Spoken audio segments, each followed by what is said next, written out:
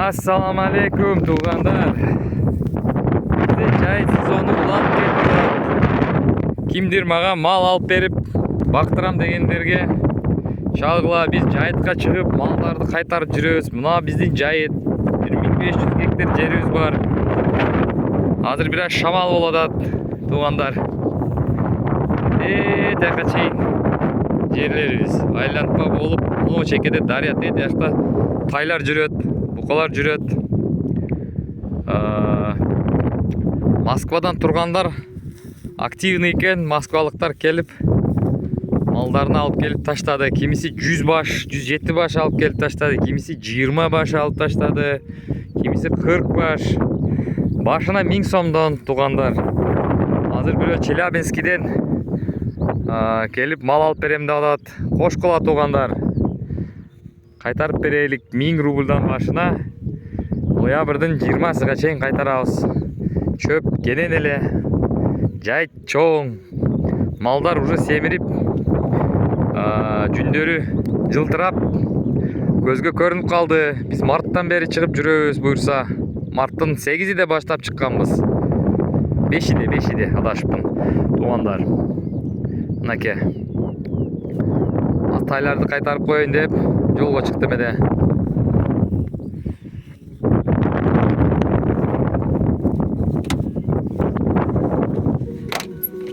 Анан туугандар, үй алам дегендерге азыр бир аз кыйын болуп калды. Жарандык жокторго. Бирок жаңы мыйзам кошулуп, жаңы ар кандай программалар болуп атат. Азыр бул цифровой карта, ID карта ачыптыр да Россияда. Жаңы программанын аты Путь домой деген программа. Жана ID картасынын аты Родина деген. Ушул картаны ар бир жаран, чет элдик жаран алса болот. Орусча эркин сүйлөгөндөр бат эле алса болот. Азыр Москвадан берип баштаптыр ал ошол карталарды. Анан андай картага ээ болгондор Россияда эркин жүрүп, эркин иштеп, эркин калаган региондорго барып, калаган жеринде иштеп жүргөнгө мүмкүнчүлүк түзүлөт экен айтышы боюнча. Анан Кыргызстандын октябрдын 15-иден баштап беришти баштайт экен. Россия Федерациясынын МВДсинин жетекчилери ал жакта 15 мамлекеттин же 16 мамлекеттин мурунку Союз доорундагы мамлекеттерге кошулуп жүргөн мамлекеттердин ишинде өздөрүнүн ички иштер министрлигинин мекемелерин ачып, ал жактан биздин Кыргызстандагы сон менен иштеп башташыптыр деген ушундай маалымат бар. Эми бул канчалык чындыкка дал келишине 100% мен кепилдик бере албайм, бирок баягы ID карт боюнча Россия берип аткан, берип баштаган ID карттарды Москвадан берип баштаптыр. Эгерде кимде интернет болсо, ачып көргүлө, издеп Путь домой деген цифровой карта Родина деген карталарды ачып берип атат экен. Ошол картаны ээ болгон адам Россияда эркин жүрүп, эркин жашап, эркин иштеп, бирок кылмышка аралашпай, эч кандай бир жаман иштерге аралашпай жүргөнгө жарым жарандык катары алса болот ошол нерсени бери баштаптыр. Аны милдеттүү түрүндө эмес, ар бир адамдын өзүнүн каалоосу менен, эркин каалоосу менен алса болот. Бирок Россиянын ичинде берип баштаптыр. Кыргызстанда берип башташыны октябрда деп айтып атат, бирок мен ойлойм андан да тез арада бери баштайт. Ошондо Кыргызстанда кайсы жерде берет деп айтышып атат. Ушул Россия МВДсинин ал жакта филиалы ачылып, ошол филиалында берет деп айтышып атат. Бирок буга чейин ачылган филиал. Буга чейин ачылган, ал дагы иштеп жатат. Мурунку адреси Орозбекова 1 же Орозбекова 2де Осмонкулова, жок, Орозбекова тура. Орозбекова 1де линейна кесилишинде ЖД вокзалдын жанында Бишкекте ачылган болчу. Бир 8 жыл мурда. ошол мекеме дагы эле иштеп атса керек деп ойлойм. Эгерде толугураак маалымат алам десеңер, ошол эгерде Кыргызстанда турган болсоңор, анда ошол посольствого барып, ошол посольстводан билсеңер болот деп ойлойм. Жок болсо интернеттен эле окуп койгула. Бул өтө жакшы маалымат. Россияда иштейм, Россияда жашайм деген адамдарга ушундай мүмкүнчүлүктөр түзүлүп атат туугандар. Азыр деле үйдү алса болот, бирок келип туруп ушул эмгек келишим түзүш маселе болуп атат да, ар ким түзүп бербей жатат аны. Анан анын бир маселеси бар.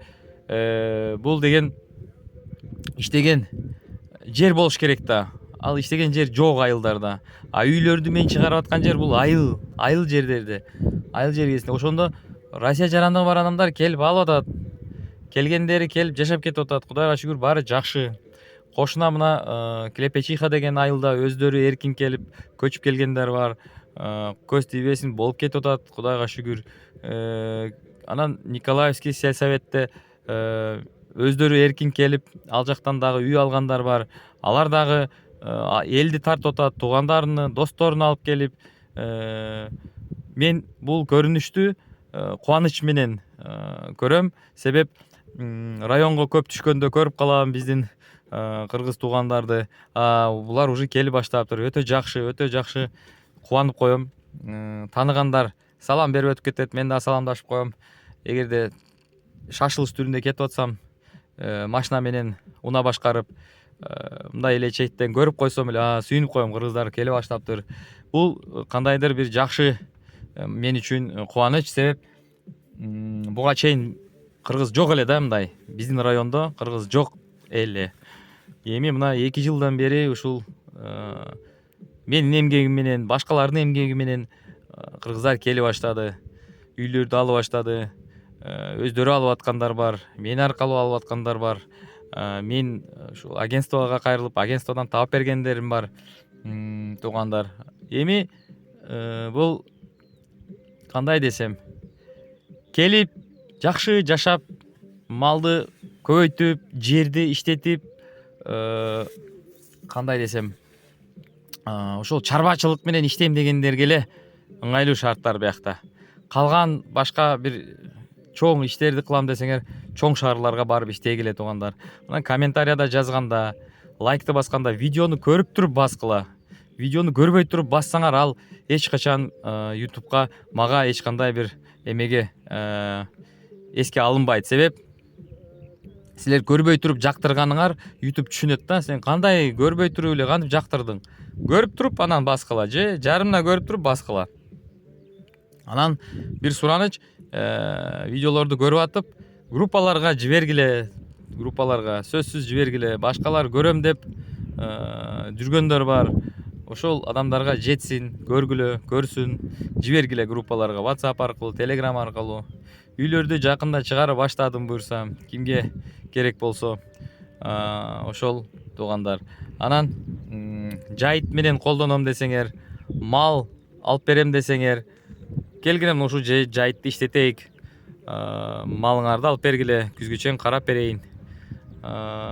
Эмеден Москвадан такси айдап жүргөн балдар мал алып келип берип атат.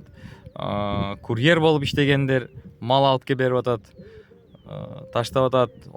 Ошого силер дагы ичиңерде көңүлүңөрдө бар болсо, алып келгиле. Азыр конкреттүү азыркы учурда бир аздан кийин жайыт жабылат. Майдын 20-сында жайыт жабылат да, уже майдын 20-сынан кийин малды кошуп эме кылганга кыйын болуп калат.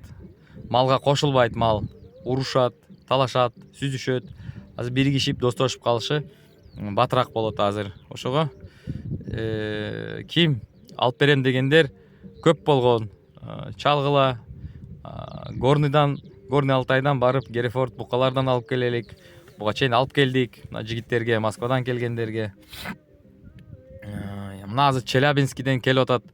Ал дагы бир 200 баш мал алып берем деп келип атат. Ал дагы биздин кыргыз тууганыбыз. 200 баш мал оңой эмес, бир 12 миллиондой акча болот.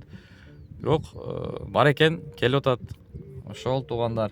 силерди чакырат элем, бияка келип атканда бир ойлонуп, тууганыңар менен кеңешип, аялыңар менен келешип, үй бүлөңөр менен жакшы сүйлөшүп кеңешип, анан бир кандайдыр чечимге келиңиздер. Буга чейин учурлар болду. Бир үй бүлөдө бир адам кызыкчылыгы аябай күчтүү болуп, экинчи тарабына басымдык кылып алып келип, бияктан болбой кеткендер бар да, ажырашып кеткендер дагы бар. Ажырашкы чейин баргандар дагы бар. Ошого бияк Алтай деп айтканым менен бияктан өзүнүн аябай кыйынчылыктары бар. Келип кыйналгандар бар, кыргыз жарандыгы барлар. Эми колдон келгениче иштеп кетишип атат, бутуна туруп кетишип атат. Буюрса жаман эмес. Баары бир кыйын да, бала чакалар менен көчүп келгендер бар. Алар да кыйынчылыктар, бир нече кыйынчылыктарга түштү, дагы эле түшкөндөр бар. Бирок бул кандайдыр сыноо деп ойлойм. Бир күн алардын дагы ачык асманында аябай жылуу күндөр болот. Буюрса аларга дагы Кудайым ырайымын төгүп, аларга дагы же жарандык берип коет, же жеңилдик берип коет. Кудайга шүгүр, аябай кыйын күндөр өтүп кетти. Алар дагы азыр баштап кеткендер бар арасында. Буюрса силер дагы эгерде келе турган болсоңор, биринчи көп маалыматты алып, окуп туруп, билип туруп, анан келгиле. Эми жарандыгы бар адамдар тарсылдатып үйлөрдү алып атат, чындап айтсам. Даңгылдатып алып атат да, мындай айтканда. Таракка туруп алып атат да. Эми алар баары бир эркин жүргөнгө ээ да, себеп алардын жарандыгы бар. Ошол туугандар, эгерде баягы ID картты жөнүндө интернеттен окуп көргүлө, жаранды жокторго берип жатат, Москвадан берип жатат деп уктум, берип баштаптыр дагы. Буга чейин келип кеткен жигиттер өз достору, өз таныштары, алардын таныштары арыз таштап уже алган учурлар дагы болду окшойт. Себеп көрсөттү да мага сүрөттөрүнү, мындай экен карта деп. Буга чейин мен интернеттен көргөнмүн. Кадимкидей биздин Кыргызстан ID картасыга окшош нерсе экен, паспорт деп айтса болот да аны.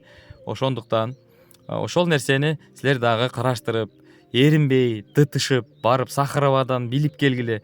Бул эмне деген бул карта, бул кандай мүмкүнчүлүктөрдү ачат. Анан миграция менен иштеген юристтер менен барып жолугушуп, аларга бир 2000 сом же 3000 рубль берип, алардын консультациясын алгыла. Алар айтып берет, ал толук маалымат аларда бар. Кээ бирки миграционный центрлердеги билбеген нерселерди миграционный юристтер билет аларды. Ошолор менен кеңешип, сүйлөшүп, аларга суроолоруңуздарды берип туруп, толук маалымат алсаңыздар болот туугандар. Эми видеону жаккан болсо туугандар, лайктан басып бергиле, бирок көргөндөн кийин. Анан дагы бир сураныч, ушул группаларыңыздар болсо, керек болсо да, керек эмес болсо жибергиле, балким аларга керек болот. Каналга катталыңыздар, чала бериңиздер. Сүйлөшкүчө, көрүшкүчө, саламатта болуңуздар.